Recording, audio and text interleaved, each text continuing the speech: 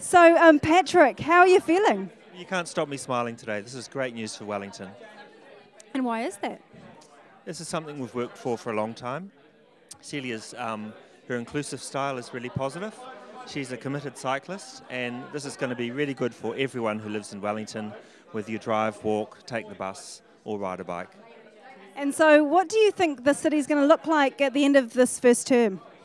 I think Wellington's got a lot of work to do. We're going to catch up to cities like not just the Copenhagens and Amsterdams, but places like London, New York and Sydney, who are investing in cycling and walking. I think it's going to be a better place for people and probably not quite as car friendly as it has been. So, I mean, even Hamilton has some pretty good cycling infrastructure. What do you think if you were to sort of have a wish list of your favourite areas that need some attention, some serious attention in terms of infrastructure, what are they? There's a few quick wins there. The council's already on the right track by reducing speeds in the CBD. We'd like to see that happen through more of the streets in the city, and then move on to residential streets where people live. I think there's some quick wins in more bicycle parking. I think there's a couple of problems on the waterfront that need fixing. There's a few squeeze points there that really get up the nose of walkers, and I think we can do something about fixing that too.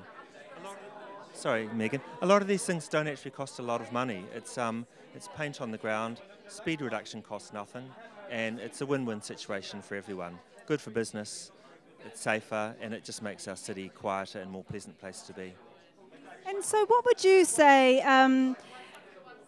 to anyone who is slightly sceptical at this point? They might have not put Celia as their first choice. What would you say to them about her recent win? Right, well, Celia's been a hard-working councillor for many years, and I think many people in Wellington know that. They like her inclusive style. I think Wellington's ready for a change, and I think this is a great change for a great city. Awesome. And so what are the things that you love most about this city, Patrick? Well, it's where I'm born. It's where my family lives. It's where my daughter lives. It's the place I've chosen to make my home.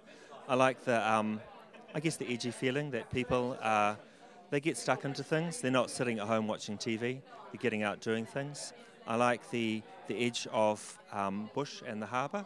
I can get to a bush track within 4 minutes of my house, and I can ride around the bays. It's $1 million ride. I can't wait for the Great Harbour Way to extend that experience to more and more people. Fantastic. And so we don't want everyone to move to Wellington. So what are the things about Wellington that are difficult? You're not recording this, are you? My God.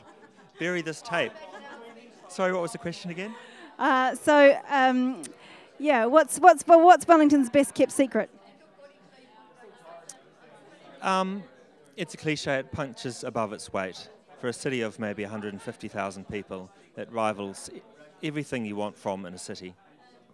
Thank you, Patrick. That's terrific.